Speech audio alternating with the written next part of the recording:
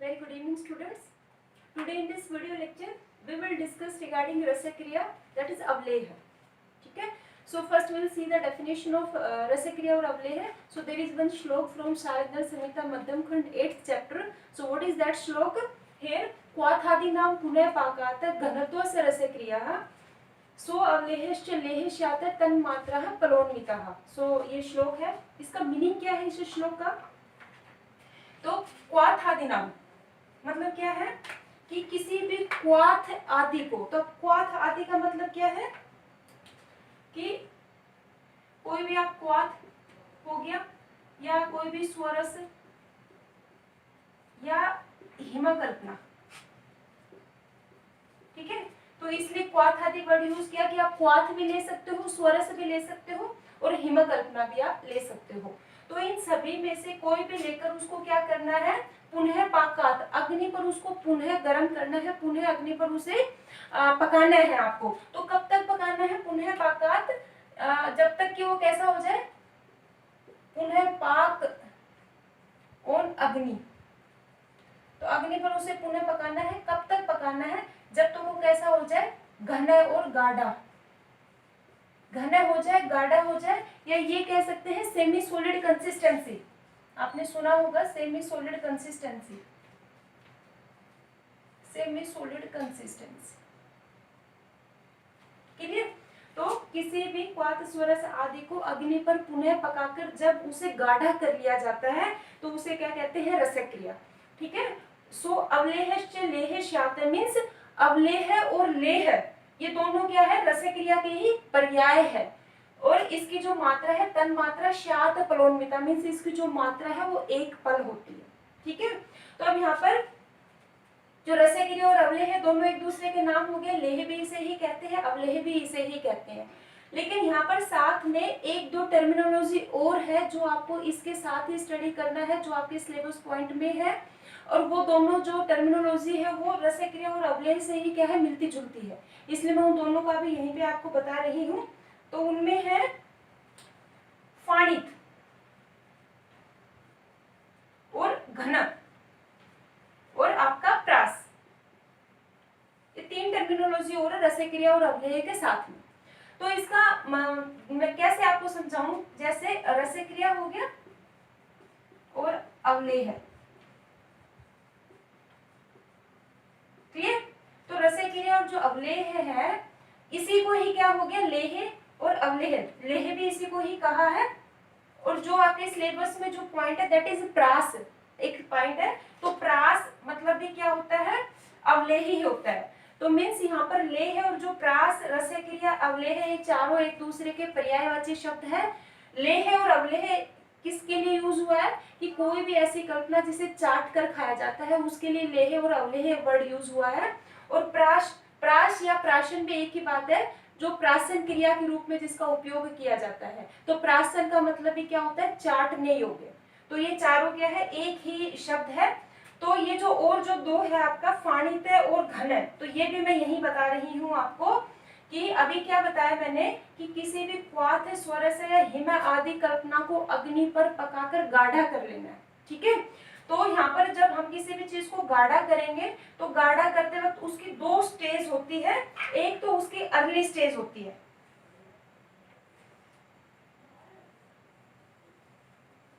एक तो early stage होती है और एक उसकी क्या होती है, later stage. Later stage. Clear? तो अर्ली स्टेज कहो या इसको क्या कहो, पूर्वावस्था. और जो लेटर स्टेज है आप इसको उत्तरावस्था भी कहते हैं, उत्तरावस्था. जैसे फॉर एग्जांपल अगर मैं आपको समझाऊं कि खोया है जो आपका, जो दूध का जो बनता है जिसे कंडेंस्ड मिल्क भी कहते हैं. तो जब आप खोया बनाना शुरू करते हैं तो क्या है, एक ऐसी स्टेज आती है जो वो कैसा हो जाता है, सेमी सॉलिड कंसिस्टेंसी में आ जाता है. तो सेमी सॉलिड कंसिस्टेंसी मींस रसक्रिया और आपका अवलेह हो गया. लेकिन जब इस कंसिस्टेंसी में वो आता है रसक्रिया अवलेह में, तो उससे जो पहले की जो स्टेज होती है जिसके अंदर वो खोया पतला रहता है, मृदु फॉर्म में रहता है, मींस उतना वो घन नहीं हो पाता है, उतनी उसकी कंसिस्टेंसी नहीं आ पाती है जितनी एक्चुअल में उसको जो सेमी सॉलिड कंसिस्टेंसी जिसे हम कहते हैं. तो जो अर्ली स्टेज उसको बोलते हैं, उसी को पूर्वावस्था भी बोलते हैं। तो ये भी कह सकते हो कि जब जो रस क्रिया होती है वो कुछ मृदु होती है या जो पतली जो होती है उस फॉर्म को क्या बोलना है, पूर्वावस्था। तो मीन्स इसमें जो रस क्रिया है ये आपकी मृदु रहती है और पतली रहती है, ठीक है। और अगर सेमी सॉलिड कंसिस्टेंसी आ गई है उसके बाद भी अगर आप उसको और ज्यादा पकाते हो तो वो उसकी क्या हो जाएगी, लेटर स्टेज और उत्तरावस्था। जैसे आप खोया बना रहे हो तो खोए की जब जो सेमी सॉलिड कंसिस्टेंसी आ चुकी है उसके बावजूद भी अगर आप उसको और अग्नि पर पकाएंगे तो वो और क्या हो जाएगा, ज्यादा गाढ़ा हो जाएगा, ज्यादा सॉलिडिफाई हो जाएगा वो, ठीक है। तो वो उसकी क्या हो जाएगी, उत्तरावस्था, और उसको लेटर स्टेज कहते हैं। तो ये जो उत्तरावस्था है इसमें उसको और अधिक गाढ़ा बनाने के लिए आप अग्नि पर भी बना सकते हो या उसको रस क्रिया बनने के बाद में धूप में सुखाकर भी आप उसको संपूर्ण रूप से गाढ़ा कर सकते हो। तो ये है उसकी रस क्रिया की उत्तरावस्था और लेटर स्टेज। तो जैसे उत्तरावस्था और लेटर स्टेज को क्या बोलेंगे, घन, ठीक है। और अगर पूर्व अवस्था में है तो उसको क्या बोलेंगे, फाणित। तो ये मैंने इसलिए बताया क्योंकि ये सब क्या है, चाहे वो फाणित है, रस क्रिया है, अवलेह है, लेह है, प्रास है या घन है, मीन्स ये सभी रस क्रिया के ही क्या है, रूप है। एक तरीके से रस क्रिया के ही ये सूक्ष्म भेद है। क्यों, सभी में क्या है, सिर्फ कंसिस्टेंसी का फर्क होता है, अदरवाइज सभी क्या है, उसका जो बनाने का जो तरीका है वो क्या है, सेम ही है, ठीक है। तो इसलिए ये यहाँ पर क्या है, क्लियर हो जाना चाहिए आपको सभी जो जो आपके सिलेबस पॉइंट में है, तो यहाँ पर सभी मैंने बता दिया है। अब उसमें जो रस क्रिया की जो पूर्व अवस्था है जिसको फाणित भी कहते हैं, फाणित, या ये कहिए जो मृदु और जो पतली रस क्रिया होती है उसे क्या कहते हैं, फाणित कहते हैं, क्लियर। तो अब फाणित होता क्या है, तो स्पेशली इक्षु रस के द्वारा क्या है, ये निर्मित किया जाता है, स्पेशली इक्षु रस। तो इक्षु जो रस है, पहले गन्ने का रस निकालना है और उसके बाद में उसको किसी कपड़े से छान लेना है और छान कर उसको अग्नि पर सॉलिडिफाइड कर लेना है, सेमी सॉलिड कंसिस्टेंसी आने से पहले तक। तो वो क्या होता है, कुछ पतला रहता है, कुछ मृदु फॉर्म में रहता है, जिसे फाणित कहते हैं, ठीक है। तो ये आपका फाणित हो गया।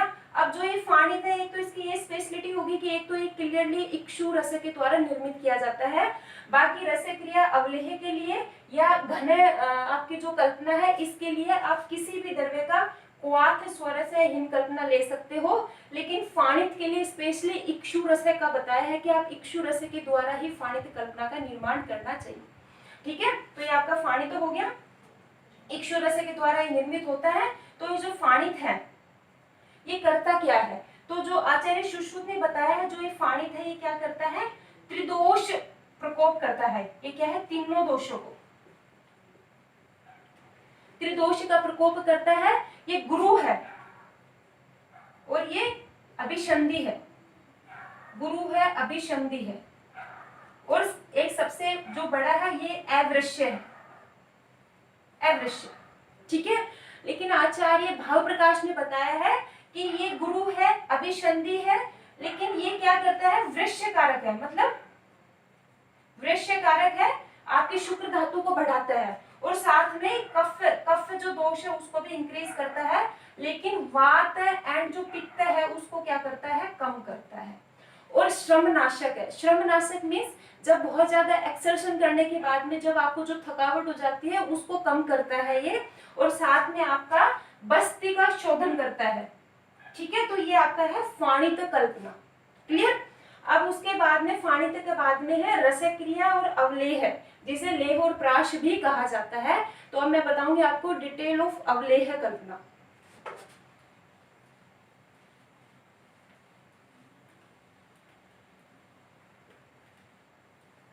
तो अवलेह कल्पना की जो डेफिनेशन है, तो डेफिनेशन तो ऑलरेडी इसमें आ चुकी है, क्योंकि ये अवलेह और रस क्रिया दोनों की डेफिनेशन है, क्योंकि दोनों एक दूसरे के पर्यायवाची शब्द है, ठीक है।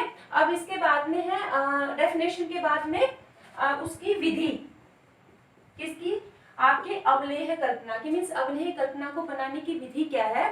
तो अवलेह कल्पना की विधि के लिए स्पेशली दो आपके यहाँ पे मेथड फॉलो किए जाते हैं। उसमें जो पहला जो मेथड है उसमें क्या है कि जो भी किसी भी क्वाथ स्वरस या आपके जो हिम कल्पना है उसको अग्नि पर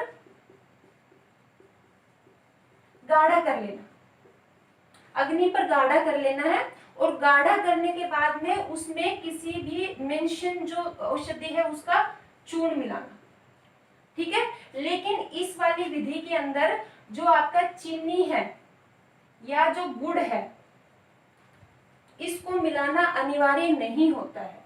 जो दूसरी जो विधि है उसमें क्या है कि किसी भी द्रव्य के क्वाथ या आपकी जो हिमकल्पना है या सोरस है उसको अग्नि पर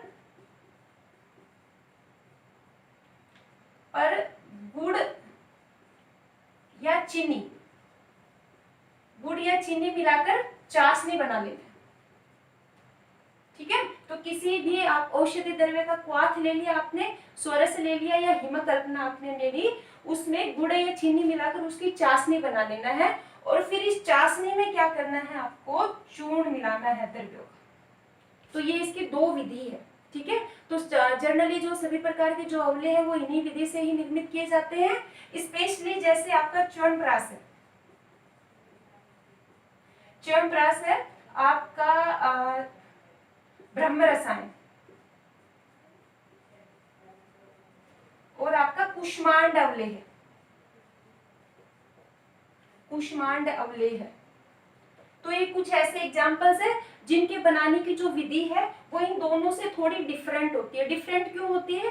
क्योंकि च्यवनप्राश के अंदर आमलक की जो आंवला है, ब्रह्म रसायन में हरित की, और कुष्मांड अवलेह के अंदर जो कुष्मांड का जो फल होता है, इन तीनों की जो फल मज्जा होती है, जो पल्प होता है, उसको घी में या तेल में फ्राई करते हैं, और उसके बाद में फिर उसको चाशनी के साथ में मिक्स करके और फिर आपका अवलेह का निर्माण किया जाता है। तो ये एक दो स्पेशल एग्जाम्पल्स है, ये मैं आपको बाद में बताऊंगी कि कैसे बनाते हैं, ठीक है। तो अब आपने विधि देख ली कि दोनों विधि में क्या करना है, आपका जो क्वाथ आदि है उसको अग्नि पर गर्म करना है। तो एक में सिर्फ आपके जो क्वाथ आदि को ही गर्म करना है, इसमें चीनी या गुड़ नहीं मिलाया है, बाद में उसमें चूर्ण मिला देंगे। दूसरी जो विधि है उसमें अग्नि पर क्या है, गुड़ या चीनी मिलाकर क्वाथ आदि के अंदर उसका चाशनी बनाना है, फिर उसके अंदर चूर्ण मिलाना है आपको। तो ये दोनों ही कंडीशन में आपने देखा, जो चूर्ण जो हम मिलाते हैं वो कब मिलाना है, जब अवलेह को अग्नि से नीचे उतार लेते हैं। क्यों? क्योंकि आयुर्वेद के अंदर चूर्ण को अग्नि पर गर्म करने का निर्देश नहीं बताया गया है, ये कर्म वर्जित बताया गया है। अतः दोनों भी कंडीशन में अवलेह को अग्नि से पहले नीचे उतार लेना है, फिर वो जब थोड़ा सा ठंडा हो जाए, हल्का से ठंडा हो जाए, तब उसमें आपको बाकी औषधि द्रव्यों का चूर्ण मिलाना है। और अगर कहीं मधु मिलाने की अगर बात है अवलेह में, तो अवलेह जब संपूर्ण रूप से ठंडा हो जाएगा तब उसके अंदर आपको मधु मिलाना है, ठीक है। ओके, अगर और प्रक्षेप द्रव्य की अगर बात करते हैं कि अवलेह में अगर और कोई प्रक्षेप द्रव्य मिलाना है, जैसे फॉर एग्जांपल आपका सीता, ठीक है, सीता मीन्स चीनी, आपकी जो शर्करा है, तो वो आपको चतुर्गुण मिलाना है, चतुर्गुण। अगर गुड़ मिलाना है तो मिलाना है द्विगुण, और अगर कोई भी द्रव पदार्थ मिलाना है, द्रव पदार्थ, तो अगेन चतुर्गुण, ठीक है। और इसके अलावा मैंने बता ही दिया है, अगर चूर्ण मिलाना है तो अवलेह को अग्नि से नीचे उतारकर कुछ उसको ठंडा करके फिर मिलाना है, और अगर मधु मिलाना है तो अवलेह के कंप्लीट ठंडा हो जाने के बाद ही उसमें आपको मधु मिलाना है। तो ये है आपके प्रक्षेप द्रव्य, ठीक है। तो ये सारे हो गए प्रक्षेप द्रव्य अवलेह कल्पना के। ओके, अब एक इंपॉर्टेंट टॉपिक है कि अवलेह कल्पना की सिद्धि लक्षण, ठीक है। अवलेह कल्पना सिद्धि लक्षण, तो सिद्धि लक्षण बताने से पहले मैं ये बताऊंगी कि सिद्धि लक्षण होते क्या हैं। तो अपने आयुर्वेद में जो भी आयुर्वेदिक फॉर्मुलेशन बनाने की बात कही गई है आचार्यों ने, तो आचार्यों ने हर एक कल्पना के लिए कुछ सिद्धि लक्षण बताए हैं, जिनके आधार पर ये सुनिश्चित होता है कि जो कल्पना आप बना रहे हो वो अच्छे से बन गई है या नहीं बनी है। तो ऐसे उनको क्या बोला गया है, सिद्धि लक्षण। अगर आजकल मॉडर्न फार्मास्यूटिकल साइंस की बात करते हैं तो हर एक जो आयुर्वेदिक जो प्रिपरेशन है उसके लिए कुछ स्टैंडर्ड क्राइटेरियाज बताए हैं, कुछ स्टैंडर्ड क्राइटेरिया कि जिनके आधार पर यह सुनिश्चित किया जाता है कि जो आपने प्रिपरेशन बनाई है वो परफेक्ट बनी है या नहीं बनी है, ठीक है। तो उन्हीं वो जो स्टैंडर्ड जो क्राइटेरिया है that will comes under the standardization of the ratios and the cost of this. वो आपके सिलेबस का लास्ट पॉइंट है, वो मैं बाद में अपलोड करूंगी। तो अभी सिर्फ सिद्धि लक्षण, हम अवलेह का सिद्धि लक्षण अकॉर्डिंग टू आयुर्वेद पढ़ रहे हैं जो हमारे आचार्यों ने बताया है। तो अवलेह की सिद्धि लक्षण क्या है? तो ये जो क्वेश्चन है that is important for exam point of view. ये 5 मार्क्स का एक क्वेश्चन है जो एग्जाम में जनरली पूछा जाता है। तो इसके लिए अच्छा रहेगा कि आप एक 2 लाइन का श्लोक है वो आप श्लोक कर लें।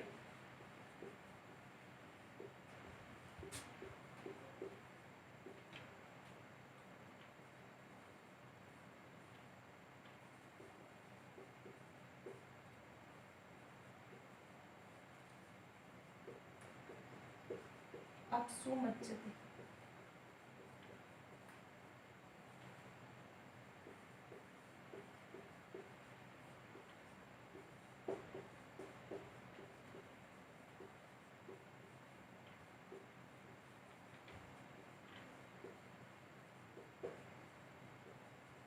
तो दिस इज वन श्लोक, 2 लाइन श्लोक है।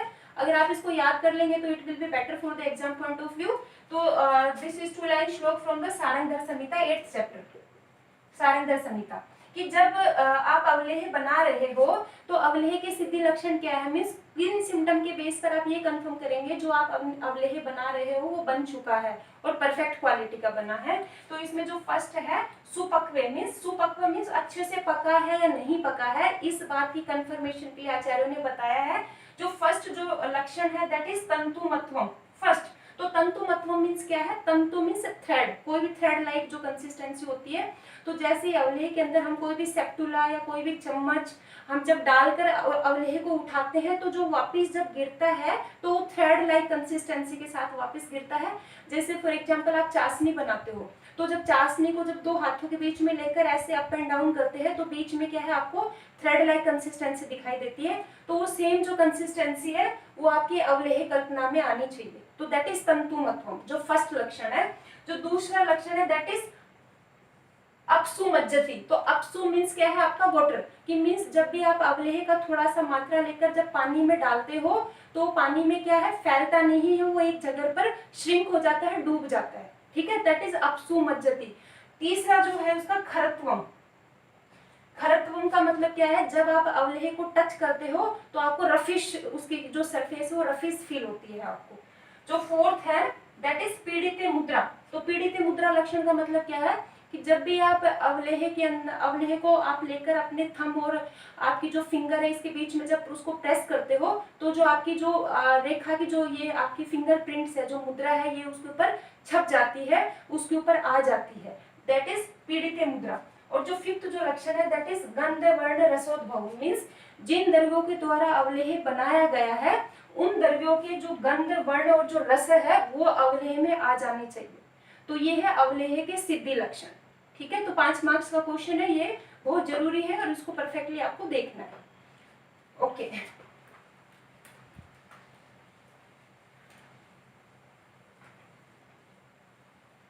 जो नेक्स्ट है दैट इज मात्रा। तो अवलेह की मात्रा आचार्य शारंगधर ने बताई है 1 पल, ठीक है, और आचार्य यादव जी ने बताई है 1 कर्ष।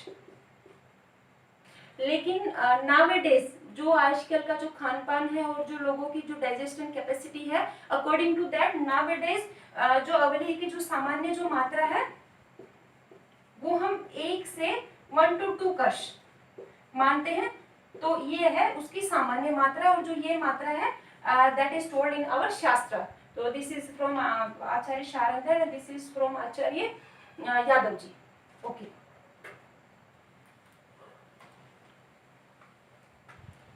सो नेक्स्ट है आपका अनुपान। ठीक है, तो अगर अवलेह के अनुपान की बात करते हैं तो फर्स्ट तो है दुग्ध, नेक्स्ट इज द इक्षुरस, यूष और यूष एंड विविध औषधि क्वाथ, विविध औषधि क्वाथ और आप ये कह सकते हो कि जो अवलेह का अनुपान है वो क्या है, विविध रोगानुसार। मीन्स आप अवलेह को कौन से रोग के लिए उपयोग कर रहे हो, according to that you have to decide the anupan of avaleh. Clear?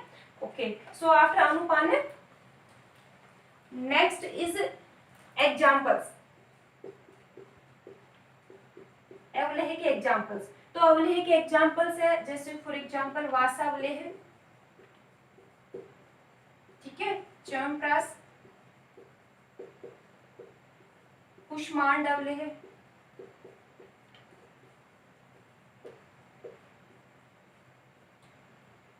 ठीक है, और आपका जो नेक्स्ट है कुष्मांड अवलेह और का व्याघ्र हरित। ये कुछ एग्जाम्पल्स है किसके, आपके अवलेह कल्पना के। तो इनमें जो एक या दो का मैं आपको जनरली बताऊंगी कि कैसे बनाया जाता है। एक तो अवाशा अवलेह है, दैट इज द जनरल विधि जो मैंने अभी बताया। जो च्यवनप्राश है ये थोड़ा अभी बताया मैंने, थोड़ा स्पेसिफिक इसकी विधि आती है। सो जो इसके एग्जाम्पल्स के जो डिटेल है we will study in the next class. Okay, और आपका जो साथ में घन जो कल्पना आपका रह गया है वो और अवलेह के जो एग्जाम्पल्स है ये हम नेक्स्ट क्लास में स्टडी करेंगे। So with this your total rasakriya और the avaleh chapter has been completed. Okay, thank you.